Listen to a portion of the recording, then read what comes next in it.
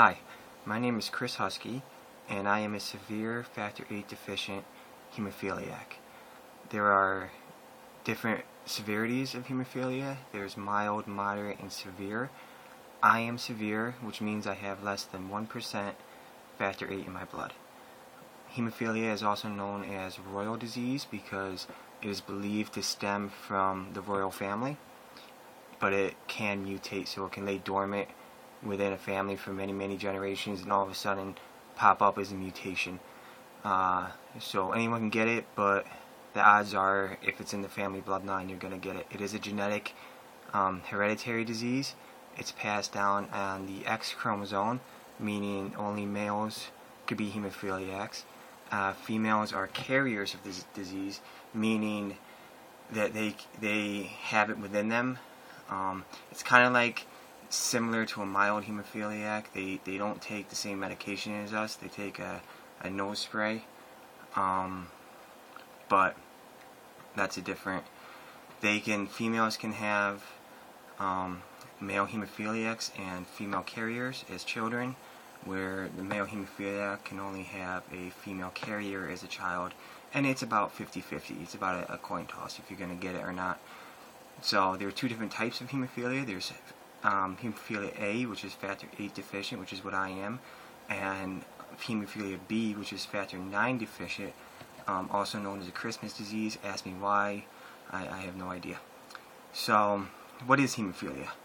Hemophilia is like I said, a genetic disorder. It's a bleeding disorder, meaning if you get bumped, if you get bruised, you're going to keep bleeding, you're going to keep swelling until you take your medicine. So, way back in the day, before this medicine was here, people would just bleed out, and it's not so much like a cut that you're worried about, but more internal bleeding, specifically joints, elbows, knees. Head trauma, of course, is devastating, or can be. Can also be fatal in some cases if you're not treated properly. So what happens is basically when you get hurt, when you get bumped, when you get bruised, your body goes through a series of events, a cascade of events, and at the end of that cascade of events is when you're healed and you're good.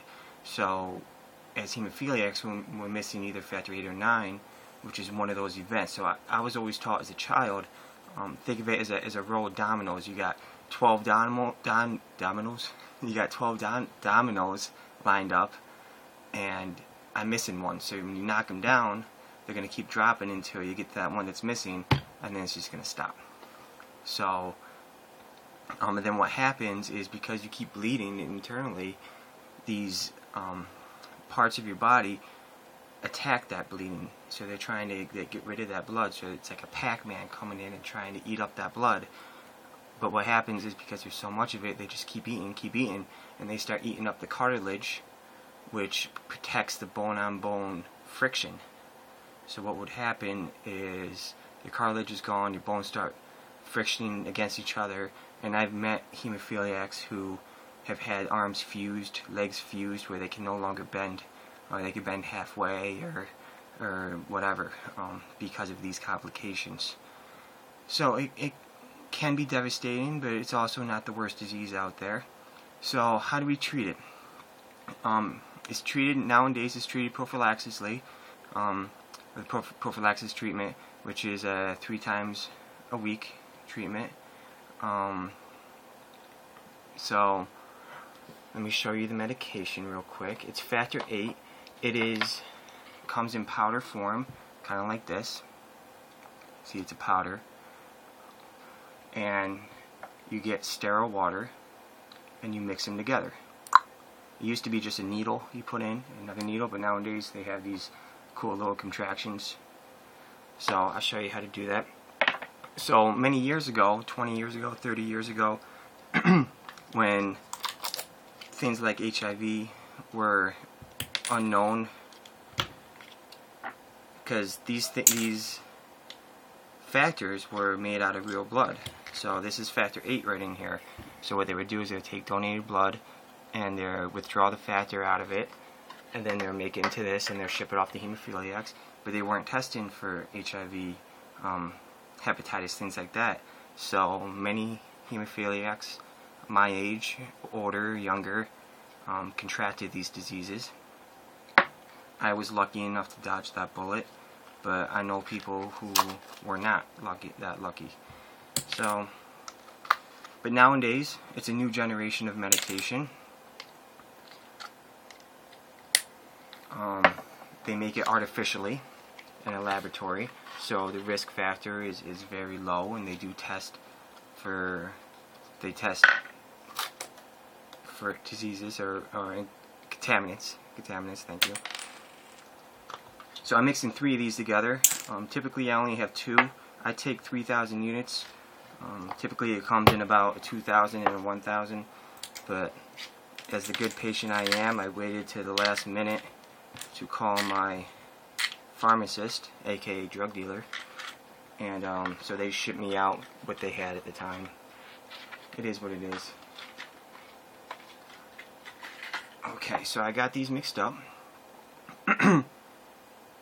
So the only way to treat hemophilia is, like I said, you got to replace the missing factor, and you do that by taking this medication, putting it into a syringe, and then injecting it with a needle.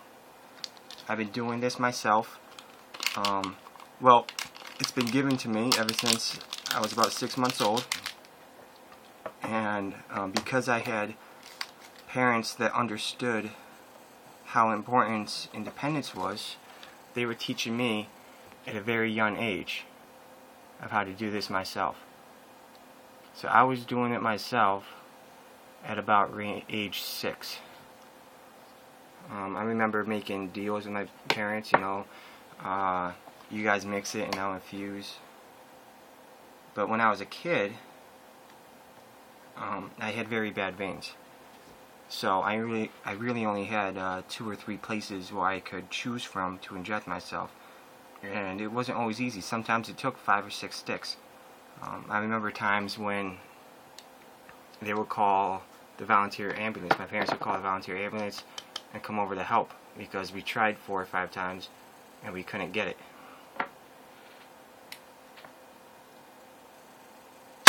But in my later years in life, I decided to start doing a lot of push-ups, and I found that doing push-ups actually helped build up my veins.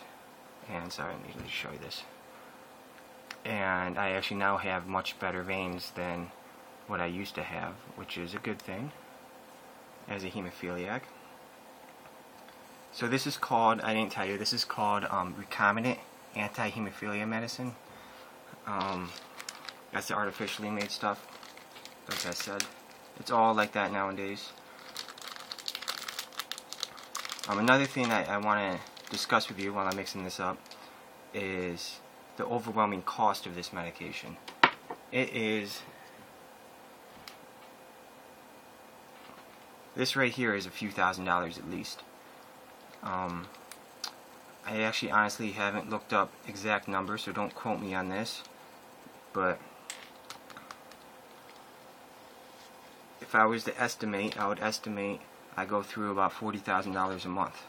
So think about if I didn't have, say I cleared the air out of the line here. Make sure I get all these bubbles out. I got some bubbles in there. Make sure I get all those out into a garbage can I have right here.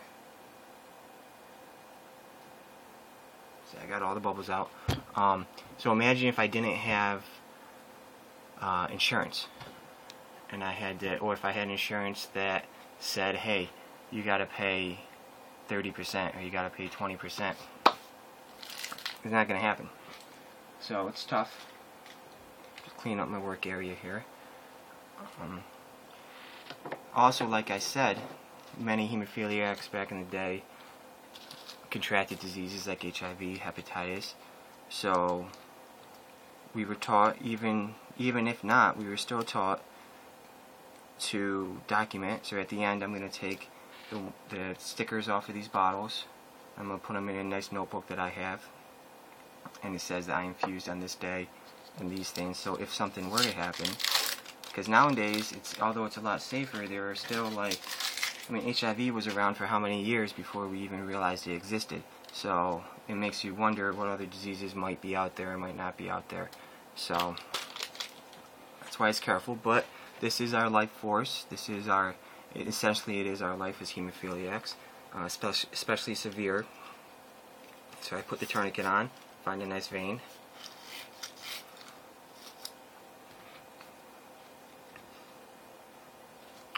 Many hemophiliacs, when I was a kid, I said I had very bad veins. So many hemophiliacs who have bad veins like mine had ports put in. And what a port is it's a line that goes into your chest, underneath the skin, and right into the heart, or into aorta, or wherever,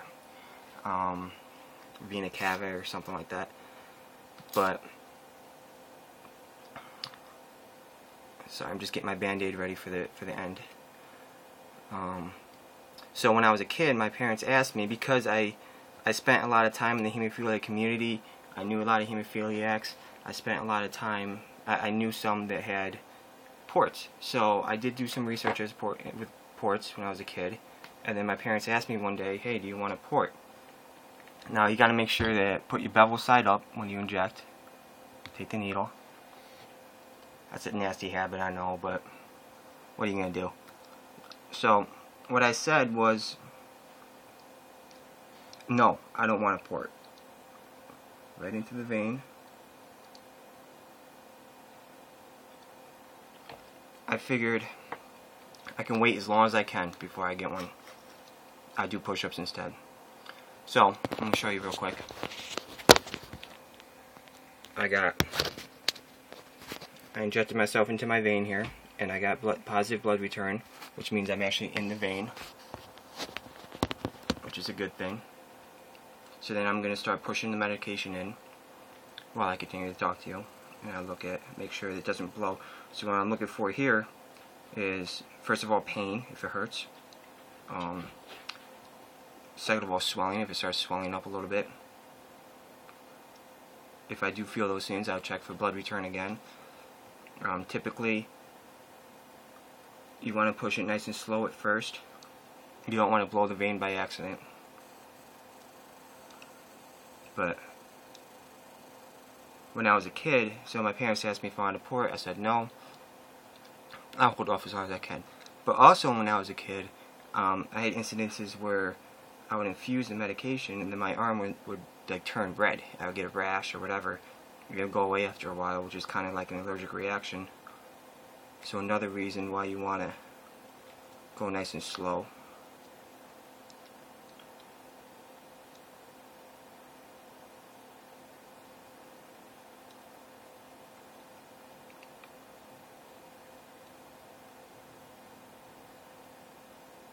People also don't think about social aspects of, psychosocial aspects of having diseases like this.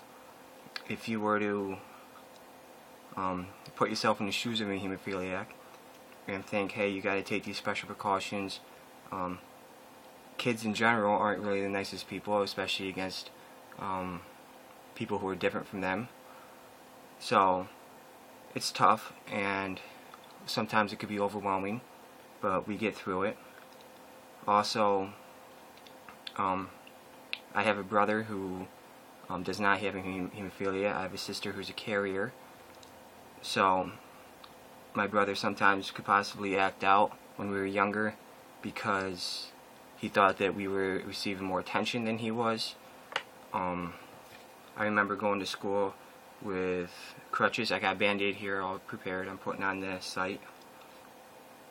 But I won't have like a cast or anything. The kids just don't understand. They're like, why does this guy have crutches if he's not wearing a cast? And they call me a faker or things like that. But I realize now, when I was younger, I was like, screw you guys. But I realize now it's kids being kids. Apply pressure. So that's about it. In the end, you cap off the needle here. Get rid of this nasty stuff in my... cap off the needle and throw it in the sharps container. So I just want to plug a few people real quick. If you do want to get a hold of us or me and you want ask some questions, you want me to make another video or something, you can go to the Bleeding Disorders Association website, the BDANENY.org. That's Bleeding Disorders Association of Northeastern New York, BDANENY.org. And they have links to like the National Hemophilia Foundation, questions, answers. They have ways of getting a hold of us, getting in contact with us. And if you do want to learn more about hemophilia and related diseases like von Willebrand, sickle cell, things like that, an old friend of mine, Patrick Lynch, has created a comedic web series. You can follow it on Facebook. It's called Stop the Bleeding, a comedic web series.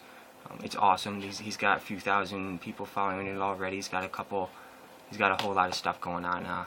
He's very active, and props to him. So I figured I'd just plug him real quick. That's about it. So thanks for listening, and I see you next time.